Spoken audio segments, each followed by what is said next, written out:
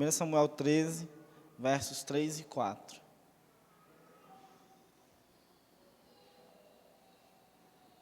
Todos se encontraram? Diz assim a palavra de Deus. Jonatas atacou os destacamentos dos filisteus em Gibeá, e os filisteus foram informados disso. Então, Saul mandou tocar a trombeta por todo o país, dizendo que os hebreus fiquem sabendo disto. E todo o Israel ouviu a notícia de que Saul tinha atacado o destacamento dos filisteus, atraindo o ódio dos filisteus sobre Israel. Então, os homens foram convocados para se reunirem a Saul em Gilgal. Oremos mais uma vez. Pai, nós te agradecemos, somos gratos pela tua graça, pela tua misericórdia. Nós pedimos que o Senhor nos confronte, o Senhor nos ensine, o Senhor nos exorte, o Senhor nos conforte. Para a tua santa glória, para a tua glorificação. Nós oramos assim, pelos méritos do teu Filho Jesus Cristo. Amém. Nós vamos continuar na nossa série de sermões em 1 Samuel. E está com 2 semanas que nós não temos a série de sermões Samuel. Nós passamos 2 semanas com temas livres, que foi o pastor Rafael que pregou. Nós vamos fazer uma pequena recapitulação do sermão, do último sermão, que foi dos versos 1 e 2, para que a gente possa retornar ao entendimento, ao contexto de 1 Samuel. Nós vimos que, provavelmente, Saul estava aqui no 2º ano do seu reinado, no capítulo 13. O interessante do texto é que nós não precisamos ter apego a esse personagem bíblico, como Saul, por exemplo. Porque no primeiro sermão que nós vimos, que foram 2 domingos atrás, nós vimos que nós aprendemos com Saul coisas positivas. Saul nos ensinou algumas coisas positivas. Hoje, nós aprenderemos com Saul, mas com coisas negativas. E também com outros personagens desse texto.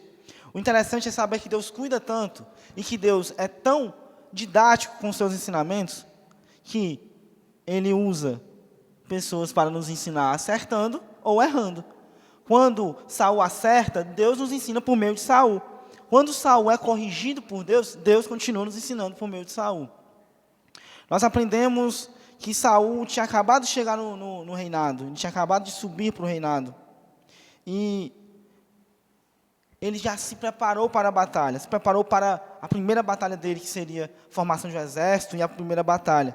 E no sermão anterior eu trouxe aos irmãos uma mensagem bem específica, bem direta e focada na nossa comunidade, na ICEB Caucaia.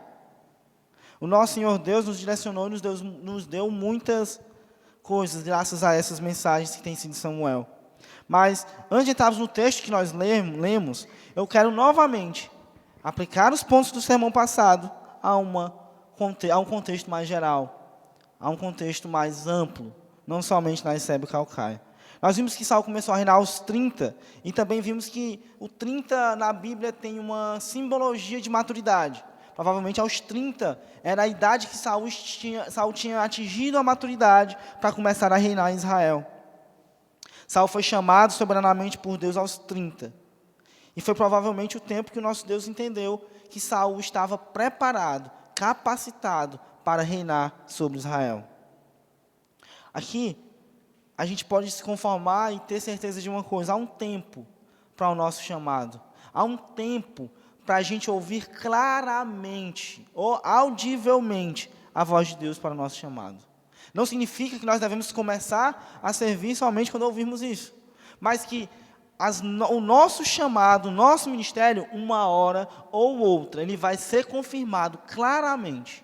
Saul não tinha nenhuma intenção de ser rei, mas quando Deus o chamou soberanamente e o chamou com clareza. Como diz uma pessoa, nós estamos em obras, e até que a gente atinja o momento em que Deus entenda que Ele pode nos utilizar em tal área, então nós vamos ouvir claramente o chamado de Deus para essa área.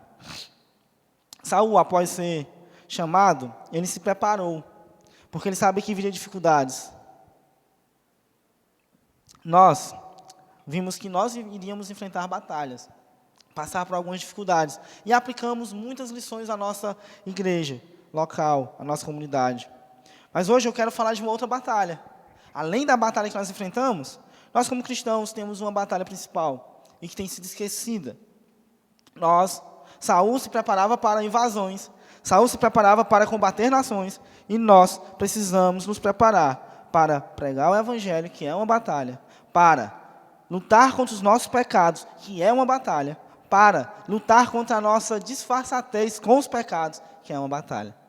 Quando nós aplicamos, no sermão anterior, a realidade de batalha somente para uma coisa física, nós entendemos que nós vamos passar por sofrimentos físicos, mas nós precisamos entender que a primeira batalha do crente, antes de batalhar pela igreja, é batalhar por si, é batalhar para não pecar, é batalhar pela santificação, pela santidade. Nós respondemos uma pergunta simples: como nós podemos nos preparar para a batalha? O primeiro ponto que nós destacamos foi que nós precisamos iniciar o serviço. Começar o serviço é essencial. Saul começou. Eu estou aqui para animá-los, não cobrá-los. Eu estou aqui para animá-los e chamar vocês para nós trabalharmos juntos. Primeiro em nós. Primeiro em nossas vidas pessoais. Primeiro em nossas vidas como cristãos. Trabalharmos juntos. Nas pregações é importante.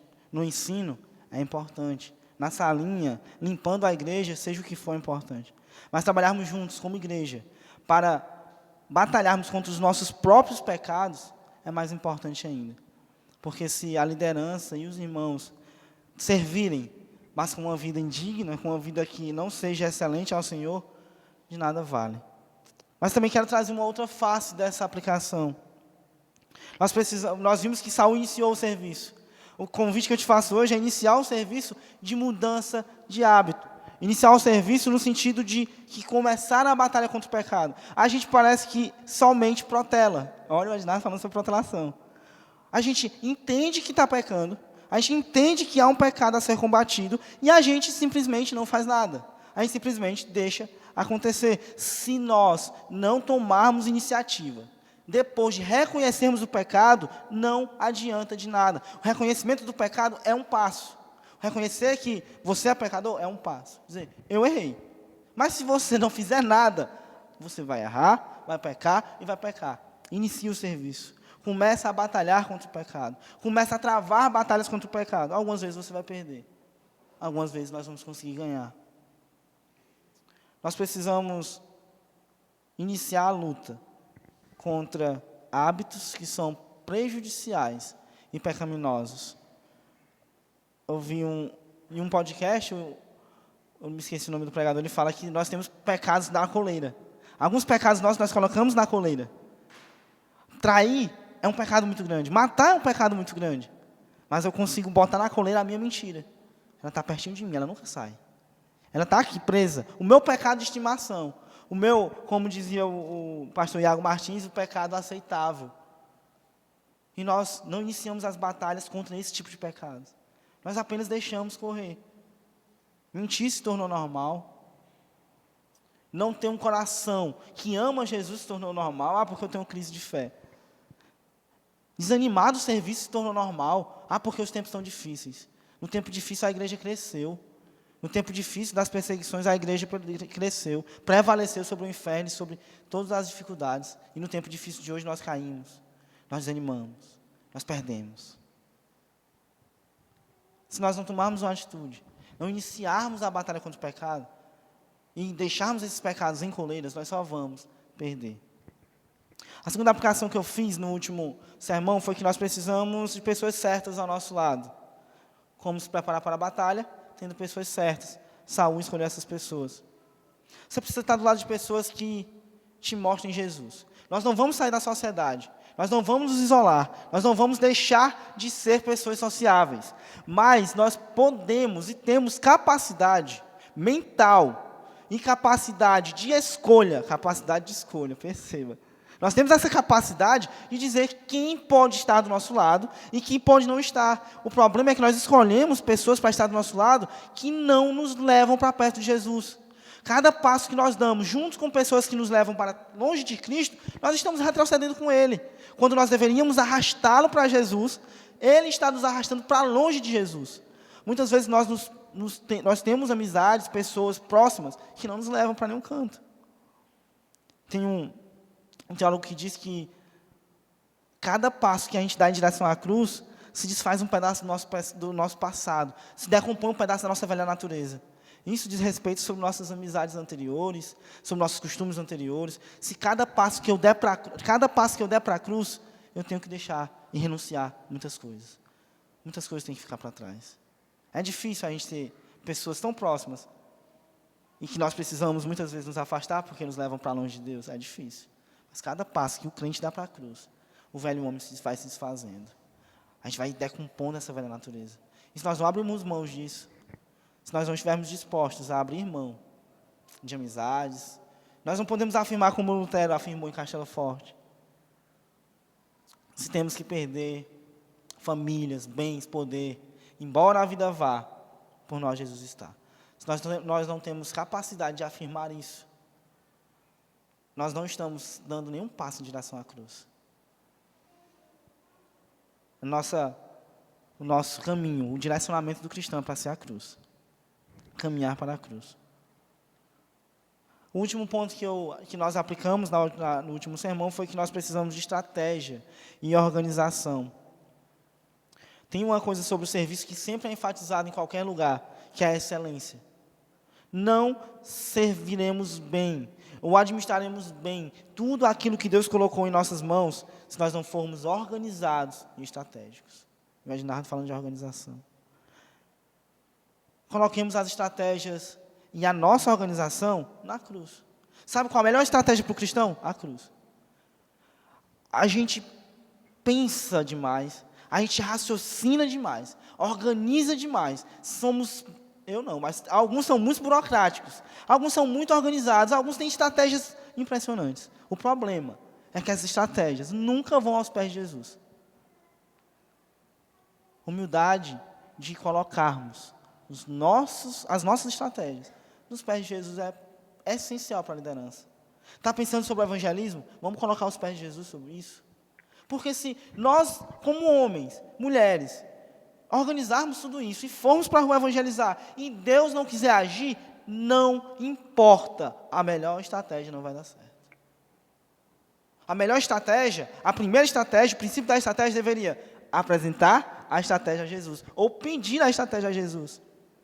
Nós nos esquecemos que nós estamos falando de reino, e reino é formado por pessoas que não podem fazer nada por si só. Reino é formado de pessoas que encontraram pão e vão dizer a outras pessoas onde está esse pão, onde está. Nós encontramos Jesus, Jesus nos encontrou e nós vamos dizer aonde Jesus está. E não está só na Sebe Calcaia. O problema é que nós não queremos apresentar a Cristo dessa forma sobrenatural. Nós paramos de crer nisso. Nós queremos convencer as pessoas a acreditarem em Deus por meros argumentos. E às vezes nós conseguimos. Mas lá na frente a pessoa se desvia, porque vã é a fé de quem não se converte pelo Evangelho, e sim pela argumentação humana.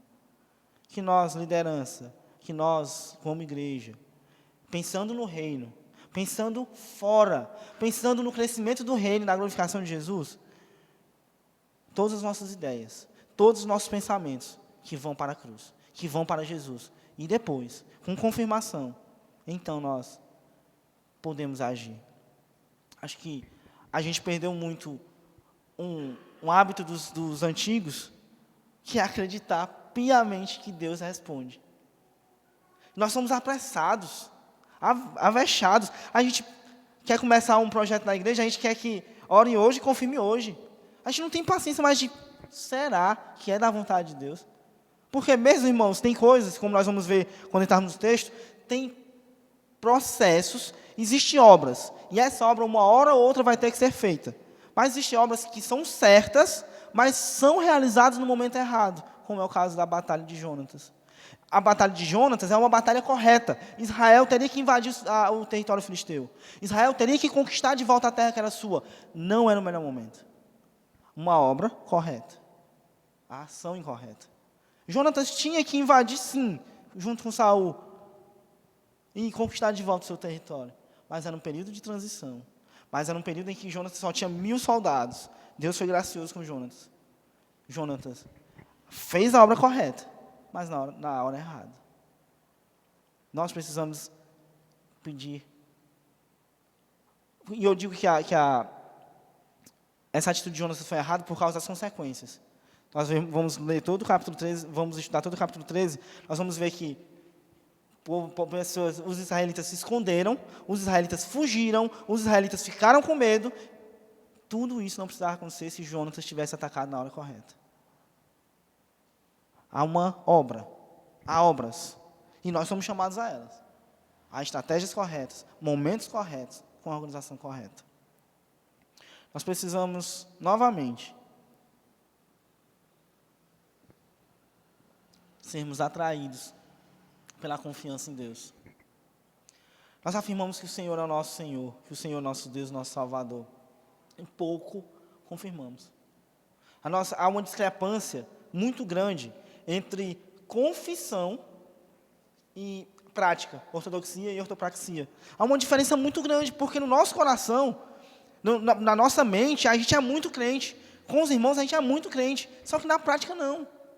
Quando a gente fala que a gente precisa de confirmação de Deus, isso não deve ser da boca para fora. Deve ser joelho no chão e pedindo para Deus dar estratégia. E nós nunca fizemos isso. A gente não pede estratégia para Deus. A gente não pergunta se o nosso trabalho está glorificando a Deus. A gente não pergunta se nossas atitudes estão glorificando a Deus. A gente vai comprar uma coisa, a gente não pergunta se Deus quer que a gente faça isso, se Deus nos abençoa com isso. A gente simplesmente quer. Trabalhos novos. Buscamos trabalhos novos antes de consultar Jesus. Buscamos coisas novas antes de consultar Jesus e abrimos a boca e dizemos que confiamos em Jesus. Confiamos em quê? Se nunca perguntamos nada a Ele. Se nunca pedimos confirmação de nada a Ele. Nós precisamos voltar aos velhos costumes. Eu lembro de meu pai e minha mãe que eles vão comprar alguma coisa, além de ter uma briga imensa dentre os dois, eles perguntam. Eles querem saber se eles podem comprar, se dá certo. E a gente, os jovens mais jovens, só vai. Como é que vai pagar? Não sei. Como é que vai ser? Não sei. Eu sei que eu vou. Viagens. Planejamos viagens. Nem consultamos Jesus. Nem perguntamos. E é coisa simples. A gente pode falar, mas está espiritualizando tudo. Você consegue confiar em Deus nos milagres sobrenaturais e não consegue confiar que Ele vai te guiar numa coisa simples? Mas nós podemos nos perguntar hoje o que nós podemos aprender com o texto de 1 Samuel 3 e 4.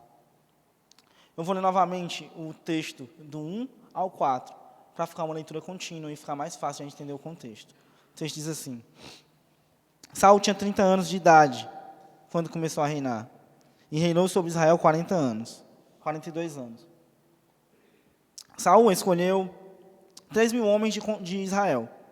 2.000 ficaram com ele em Micmas e nos montes de Betel, e 1.000 ficaram com Jonatas, em Gibeá de Benjamim. O restante dos homens ele mandou de volta para suas tendas. Jonatas atacou os destacamentos dos filisteus em Gibeá, e os filisteus foram informados disso. Então Saul mandou tocar a trombeta por todo o país, dizendo que os hebreus fiquem sabendo disso. E todo Israel ouviu a notícia de que Saul tinha atacado o destacamento dos filisteus, atraindo ódio dos filisteus sobre Israel. Então os homens foram convocados para se unirem em Gilgal. Nós percebemos que Saul se separou de seu filho Jonatas. Nesse momento do relato, nós só sabemos que Jonatas é filho de Saul por conta da leitura. Ainda não é dito que Jonatas é filho de Saul. Mas Saul se separou de Jonatas. O que me impressiona nesse relato é que a escolha de Jonatas não foi uma escolha lúcida. Não foi uma escolha de quem estava pensando com lógica. Jonatas tinha apenas 1.000 homens. E o exército filisteu era um exército gigante. As guarnições filisteias eram guarnições tremendas. Há uma imensa discussão sobre a atitude de Jonatas. Se foi correto ou não ele ter iniciado o ataque. E como eu já comentei anteriormente, o ataque deveria ocorrer, mas ocorreu em um momento não tão propício. Com esse texto, nós podemos aprender algumas coisas sobre a nossa preparação para a batalha. Seja para uma batalha espiritual ou física. Seja uma batalha como igreja local, como igreja invisível ou como cristãos. Nós temos que responder uma pergunta: o que esse texto nos ensina? O que esse texto pode aplicar em nossas vidas? E um primeiro ponto que eu quero destacar é que é necessário avaliar em quais batalhas nos envolvemos. O verso 3 diz assim, o verso 3a. Jonatas atacou os destacamentos dos filisteus em Gibeá, e os filisteus foram informados disso. Jonatas não recebeu nenhuma ordem Jonatas não é o rei. Jonatas não recebeu nenhuma ordem para iniciar uma batalha, para iniciar uma pequena guerra. Ele apenas decidiu por si que iria atacar uma guarnição filisteia. E aqui há toda uma questão interna, que Gibeá era território de Israel. E Jonatas queria reconquistar o território que lhe pertencia, o território que pertencia ao seu povo. É entendível esse pensamento para um militar naquele tempo. Nós precisamos conseguir ler os relatos com a cabeça das pessoas daquela época. Jonatas era um militar daquele tempo. Você fala, hoje eu não invadiria não. Nós nem coragem tem. Jonatas tinha coragem. Jonatas era um militar daquele tempo, um filho do tempo. Então ele tinha a cabeça daquele tempo. Provavelmente não pensou muito antes de invadir. Provavelmente não era tão estrategista quanto seu pai. E é entendível o pensamento de Jonatas. De nacionalismo, um amor pelo povo dele. Isso dominava os militares israelitas. Eles tinham um amor pelo povo capaz de dar as próprias vidas. E foi isso que Jonatas fez, praticamente correndo para a morte. Possivelmente, Jonatas teve todo um planejamento, mas não falou com seu pai. E também Jonatas não tinha em mente, com esse ataque, prejudicar o povo de Israel, como vai prejudicar. Esse ataque vai gerar muitos conflitos em Israel. Vai gerar muito conflito para o povo israelita. Quem vai sofrer com a atitude de Jonatas é o próprio exército de Israel, depois. E essa atitude de Jonatas, eu tenho certeza que ele não tomou para isso, para gerar problemas para o seu povo. Ele tinha um coração que amava o seu povo e era um pouquinho aperreado. Jonatas é chamado, pela maioria dos estudantes do Antigo Testamento, de o caráter mais amigável da Bíblia. Ou seja, Jonatas não queria prejudicar o seu povo. Jonatas provavelmente também não queria glórias pessoais. Ele apenas queria reconquistar o território de Israel. Jonatas tinha motivações verdadeiras e plausíveis para decidir atacar Gibeá. E a gente pode se escandalizar. Mas eles mataram pessoas. Tempo, contexto, época e cultura são coisas importantes de se entender. Porque hoje é lógico que nós não vamos dizer que se nós, como igreja, invadimos para matar pessoas, está correto. Mas naquele tempo, naquela época, entenda, já existia conflito. Então, o que Jonatas fez foi apenas reconquistar o que era seu, o que era entendível para o seu contexto, para a sua época, para a sua cultura. A pergunta que fica, e a decisão de Jonatas, por mais que seja honrosa para o seu povo, porque é bonito quando Jonatas chega, quando Saul manda tocar as trombetas, e dizer, diga para Israel, que Gibeá é nossa. Isso é bonito de ouvir, para o povo de Israel também. A nossa pergunta é que, a decisão de Jonatas, a batalha que Jonatas resolveu se envolver, por mais honrosa que seja, foi uma escolha lúcida? Será que Jonatas calculou as consequências? Será que ele calculou as consequências para o seu povo e para si? Às vezes, há batalhas bonitas para serem pelejadas. Há batalhas lindas para a gente ir. Porque são honrosas. Mas não são as batalhas para nos envolvermos. A igreja não precisa estar envolvida em toda guerra, em toda batalha. A igreja não precisa estar envolvida em toda discussão. Jonatas queria o seu terreno de volta, o terreno de Israel. E era uma batalha honrosa. Ele ia ganhar mérito por isso. Saul ia ganhar mérito. Saul ia confirmar o seu reino. Mas há batalhas que mesmo os lucros sendo grandes, mesmo parecendo bonitas, não devem ser pelejadas pela igreja. Há territórios, irmãos, que a igreja não precisa entrar. Há territórios que a igreja não precisa opinar. Nós não somos obrigados e nem fomos convidados para muitas coisas que falamos. Então, tem batalhas que nós não precisamos travar. Jonatas agiu desprovidamente de cuidado com o seu povo e com ele mesmo. E quando eu falo que há batalhas que a gente não precisa lutar, não estou dizendo que é porque a gente é mole, é porque as consequências vêm. E como nós somos uma comunidade, e como nós somos um reino, as consequências vêm não só para você, vêm para a comunidade, para a igreja. Esse ataque às guarnições poderia ter sido feito em outro momento. É uma batalha bonita, uma batalha honrosa. Não era o momento, não era o tempo certo. Poderia ter se fortificado mais, ter formado um exército maior, porque a gente vê lá na frente que, enquanto Jonatas tinha 1.000 soldados, quando você vai ler a descrição do exército israelita, do exército filisteu que se forma, provavelmente Jonatas se assustou. Então, se Jonatas tivesse primeiro fortalecido seu exército, se juntado com Saul, tivesse convocado mais israelitas, então talvez o conflito, a volta dos filisteus, a revanche, teria sido melhor. Enquanto Jonatas buscou, no capítulo 13, uma batalha honrosa, uma guerra honrosa, bonita, e ganhou, mas na frente eles são humilhados. Israelitas fugindo, israelitas se escondendo, Saul desobedecendo, Saul desesperado, porque Samuel não chegava, enquanto eles batalharam para serem honrosos, para ganharem méritos. Infelizmente, eles são humilhados lá na frente. O exército filisteu humilha o exército de Israel. Então, algumas batalhas que nós vamos despreparados, no momento pode ser muito bonito, pode ser muito agradável a nossa vitória. Mas depois, se a gente não tiver calculado tudo, se a gente não tiver colocado aos pés de Jesus as nossas estratégias, as consequências vêm para nós. Aplicações para nós.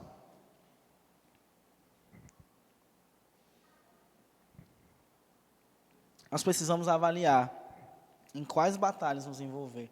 A gente tem a mania de ser muito ativo. Algumas pessoas. E querem opinar em tudo. E querem falar em tudo. E querem guerrear contra tudo. E a igreja não precisa fazer isso. Naquelas batalhas que nós realmente somos chamados a batalhar, nós precisamos agir com cautela e cuidado. Precisamos agir com cuidado, porque às vezes nós somos chamados para a batalha, para uma batalha verdadeira e real. Mas a forma como nós lidamos com essa batalha nos atrapalha. E prejudica a igreja e os nossos próximos. A igreja deve, as missões da igreja,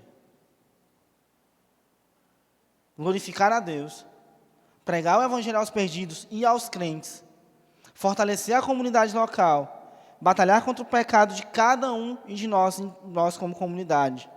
Essas são as principais batalhas da igreja. Glorificar a Deus é uma batalha, porque nós estamos em uma sociedade pós-cristã.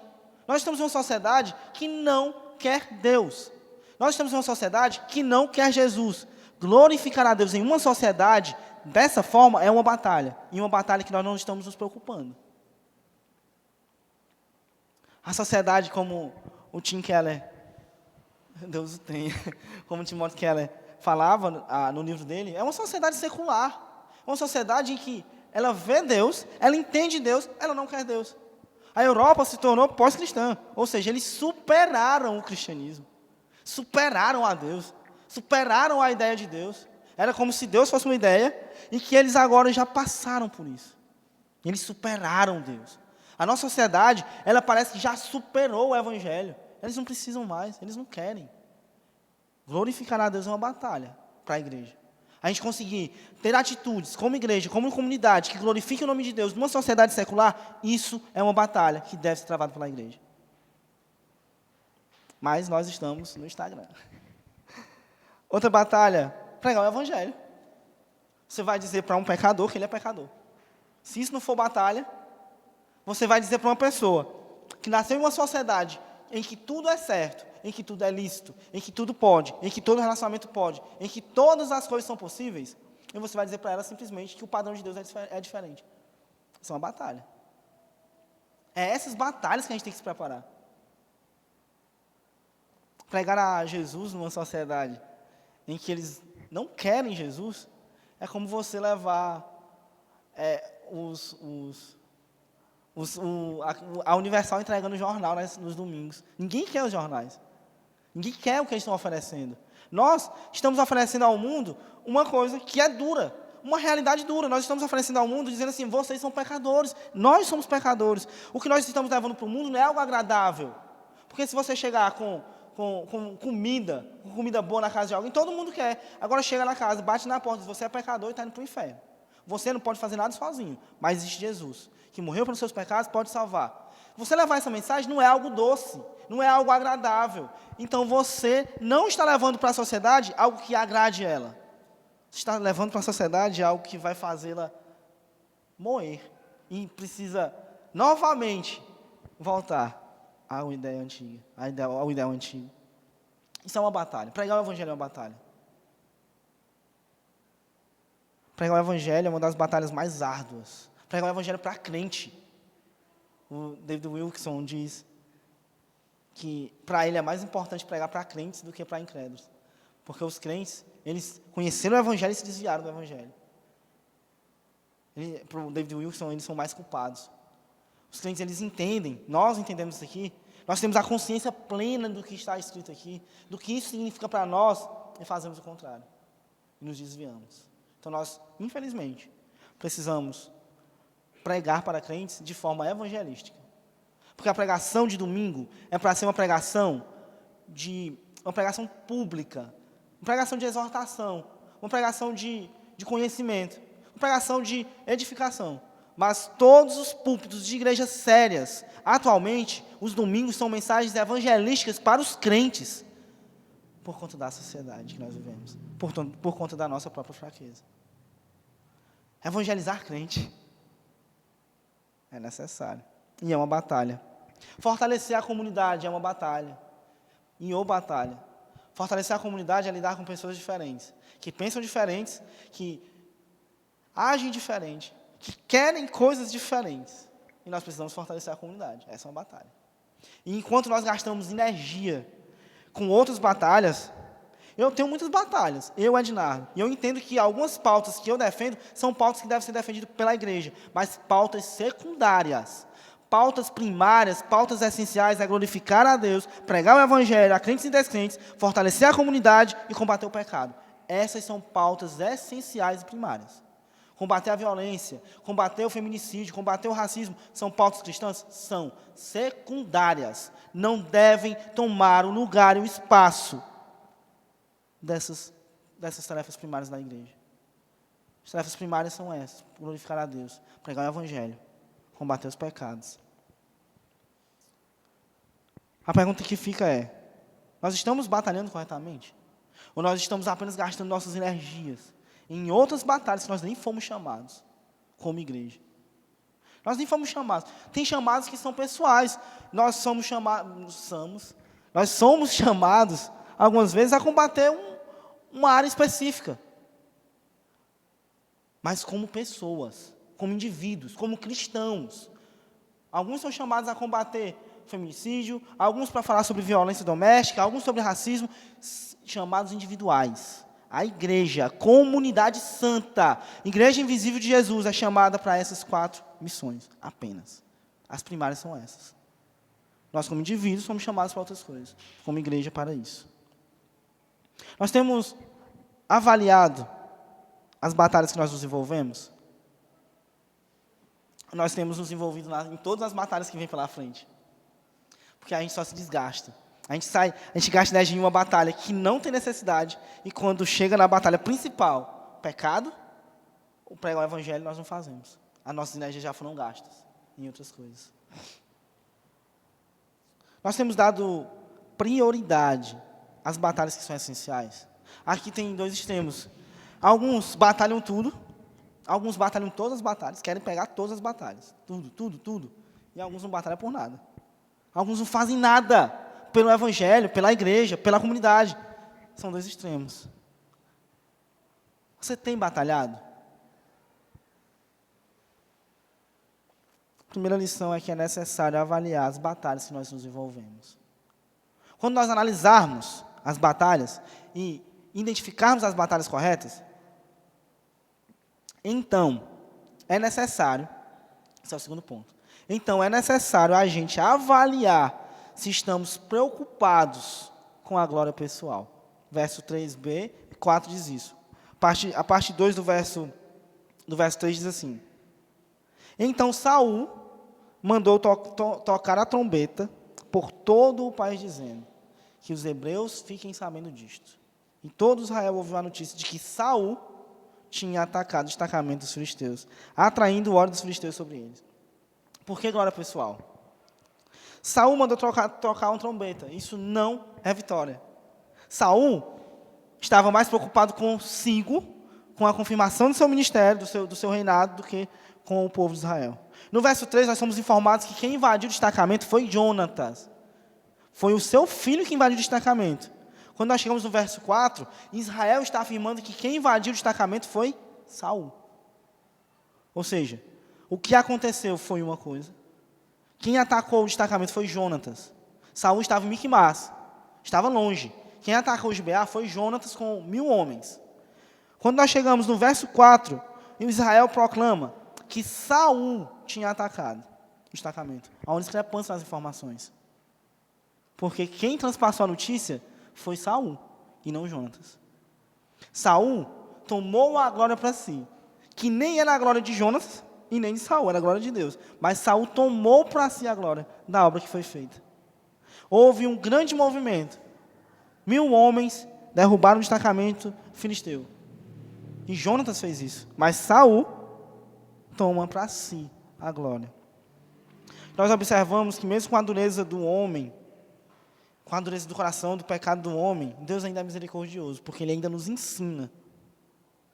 Ao tocar uma trombeta, para se autoglorificar, porque Saul queria se autoglorificar com a trombeta, né? Mostrando para todo o povo que ele invadiu o destacamento, e ele confirma o seu reinado, ele queria confirmar isso. E Deus ainda usa esse pecado de Saul para mostrar para o povo israelita que, sim, era necessária uma batalha contra os filisteus, e que eles precisavam sair da opressão dos filisteus. Ou seja, Deus mesmo assim está usando o erro de Saul para ensinar o povo de Israel.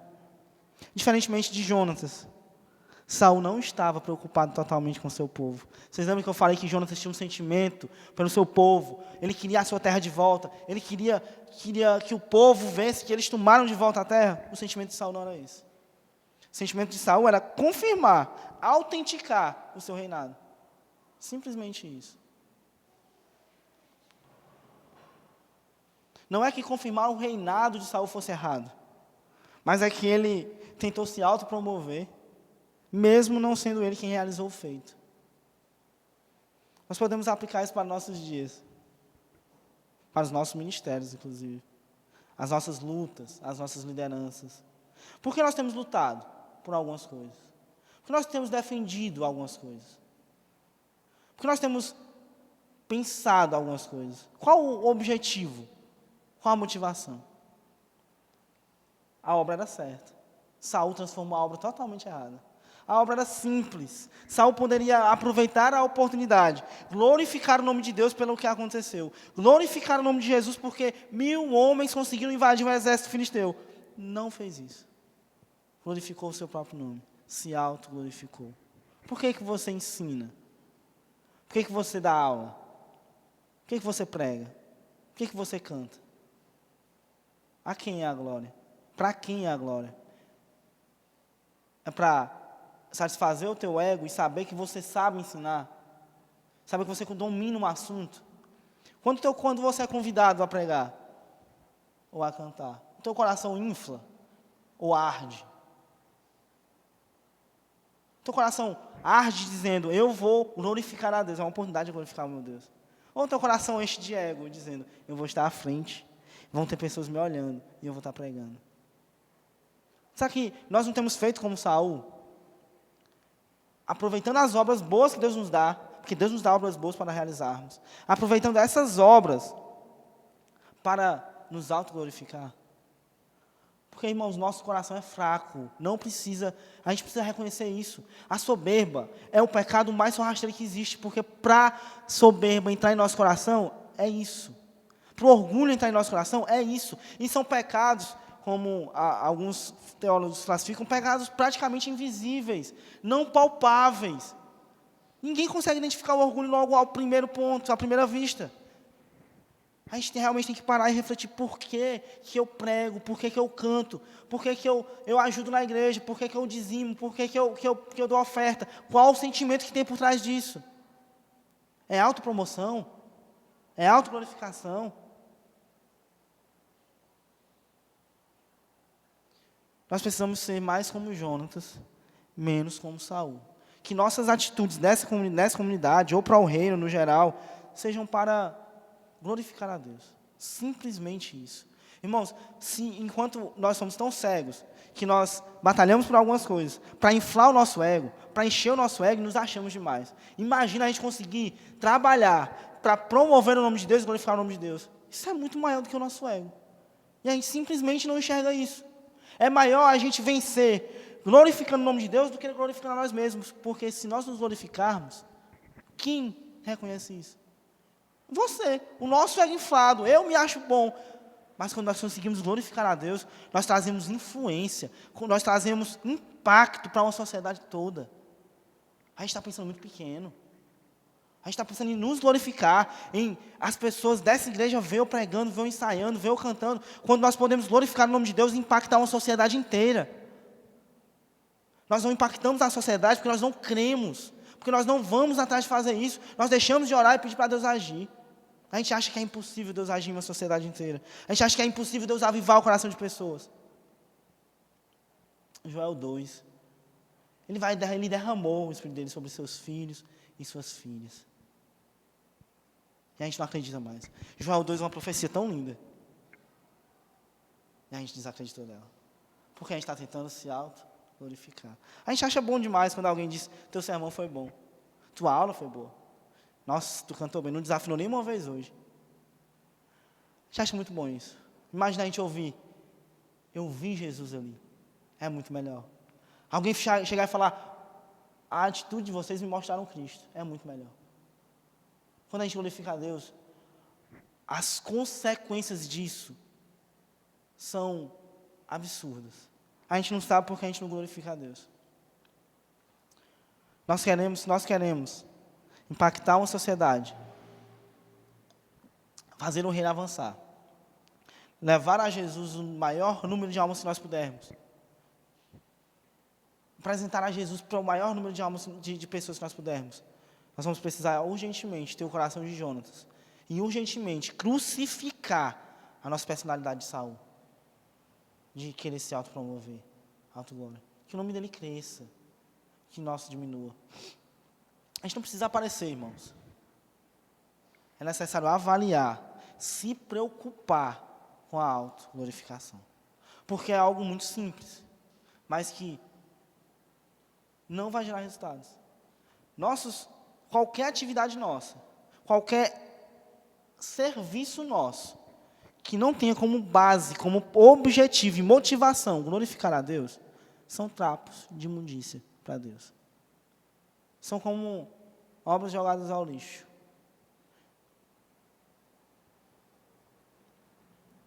Começa a avaliar o teu coração. Quando Deus te mostrar as batalhas que nós devemos desenvolver, ou você como indivíduo deve se envolver por tal batalha, ora, joga aos pés da cruz, joga aos pés de Jesus.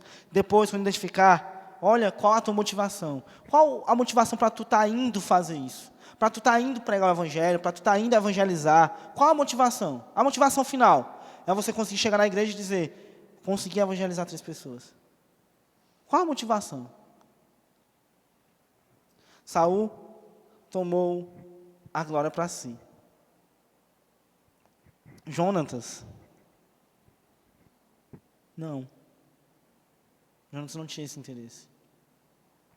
Que nós possamos servir, nós possamos ser crentes, no geral, como Jonatas. Não preocupados com nossa reputação. Não preocupados com quem as pessoas veem de nós. Não preocupados com os nossos resultados. A nossa sociedade a gente mais é influenciado pela sociedade do que influenciamos a sociedade. Porque esse negócio de resultados é a sociedade secular que nos impõe. Nós não precisamos apresentar resultados para a sociedade. O resultado não vem de nós, o resultado não vem do meu trabalho, o resultado não vem da minha força, o resultado não vem do meu evangelismo, não vem da minha prática, não vem de mim. Então, quando um crente se preocupa em mostrar resultados, porque fez tantas coisas, porque distribuiu tantas cestas, evangelizou tantas pessoas, ele está errado. Os resultados são do Senhor e nós não precisamos contabilizá-los. Ao tentar provar que você conseguiu fazer aquilo, mostrar um resultado, você está se comparando com os seculares que mostram para os seus chefes o resultado no final do mês. Nós não precisamos mostrar resultados. Apenas faz as 4 coisas que Jesus nos estabelece. Prega o evangelho aos crentes e descrentes. Glorifica a Deus. Fortalece a comunidade local. E batalha contra os teus pecados. Resultados? Você está preocupado com resultados? Os resultados não vão nos levar a um avanço do reino. A nossa preocupação com resultados, não. Quando nós nos preocupamos com resultados, só existe uma motivação correta. E não é resultado. É glorificação a Deus. Então, quando nós estamos preocupados com resultados, por mais que isso pareça bonito, por mais que, poxa, eu queria trazer resultado, queria que a minha igreja crescesse. Por mais que pareça bonito, é pecaminoso. Porque o objetivo, a motivação é glorificar a Deus. E não é resultado. Quando nós entendermos isso, aplicarmos tudo isso, e avaliarmos as batalhas que nós precisamos entrar, avaliarmos se nós estamos nos preocupando com a nossa autoglorificação, então nós podemos chegar ao terceiro ponto. Depois de tudo isso, é necessário avaliarmos se estamos sendo eficazes nas batalhas. Não é sobre resultados a eficácia. Quando nós atacamos, como Jonatas fez, nós iremos aquele meme, se me atacar, eu vou atacar. Se nós atacarmos, nós seremos atacados. Se nós bombardearmos a sociedade com nossa fé, nós seremos bombardeados pela sociedade. Como Jonatas foi e atacou a guarnição filisteia, não imediatamente, mas depois teve o ataque de volta.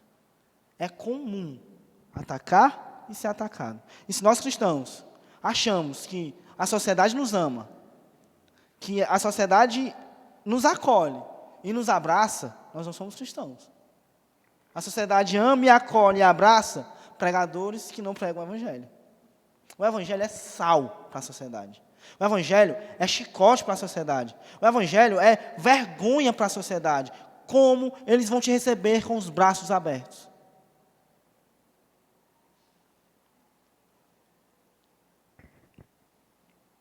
A parte final do verso 4 diz assim: atraindo o ódio dos filisteus sobre Israel.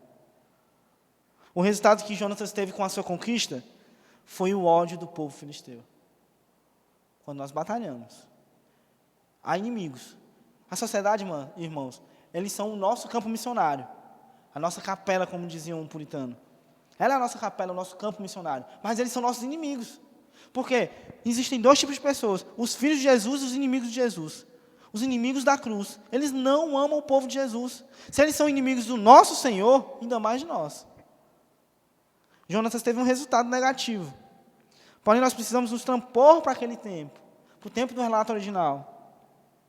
Uma boa forma de entendermos esse texto é a tradução da revista, da Almeida Revista Atualizada. Diz assim: todo Israel ouviu dizer: Saul derrotou a guarnição dos filisteus, e também Israel se fez odioso aos filisteus. O termo odioso, no termo original, ele quer dizer mau cheiro, fedor. Quando o povo filisteu olhava para Israel, era como se fosse um incômodo para eles, porque o mau cheiro incomoda. Era como se o povo filisteu lembrasse de Israel e gerasse náuseas, gerasse enjoo, porque eles eram inimigos. A reação da sociedade ao cristão deve ser essa. Quando um cristão olha para quando a sociedade olha para um cristão, a reação dele deve ser a mesma reação do povo filisteu. Náuseas, enjoo, ódio, porque foi isso que nosso Senhor recebeu na cruz e em toda a sociedade. E nós queremos chegar na sociedade, pregar o evangelho e sermos amados. Como? Você está dizendo que eles são errados. Você está se tornando inimigo deles. Você está batalhando com eles, assim como Jonatas fez com o povo filisteu. Não espere ser amado.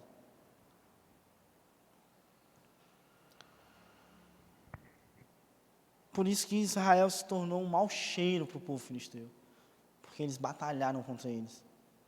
Trazendo para os nossos dias, nós não podemos ser agradáveis para a sociedade.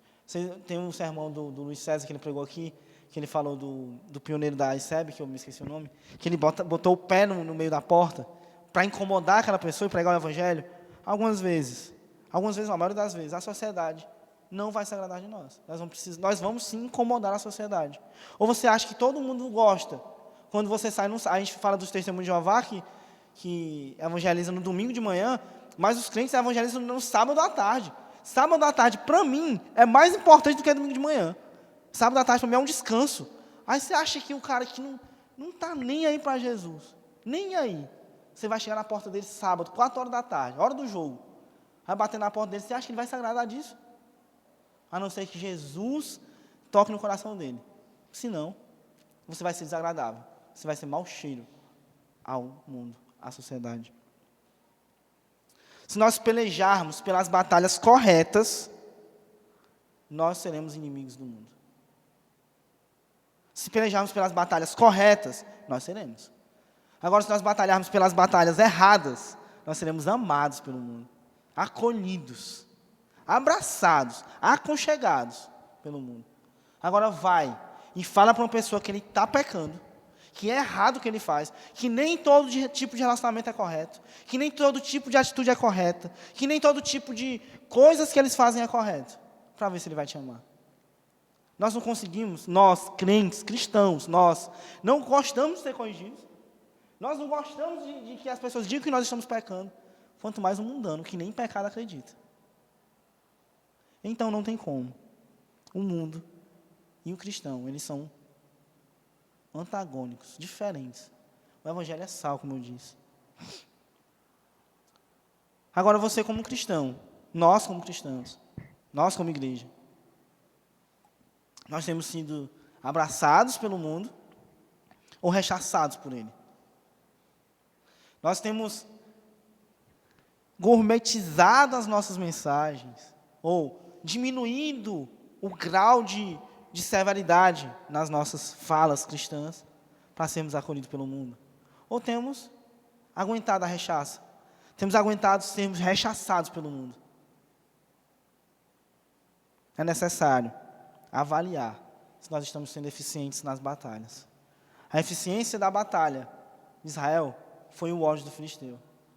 A eficiência do nosso trabalho, como igreja e como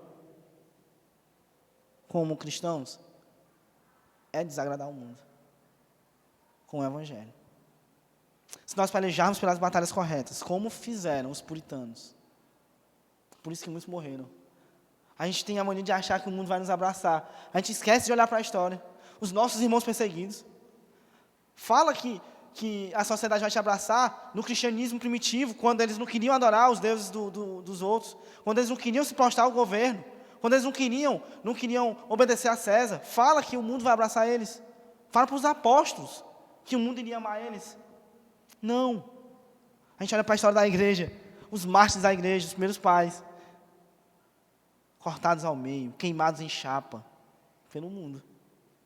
Por quê? Por que será que eles foram queimados? Por que será que eles foram rechaçados? Eles batalhavam, pelejavam as batalhas corretas. A nossa eficiência é ser odiado pelo mundo. Quanto mais nós pregarmos o evangelho, mais o mundo vai nos odiar. Nessa noite, eu espero que Jesus tenha falado com a comunidade, tenha falado ao coração de vocês e exortado vocês. Vamos ficar de pé?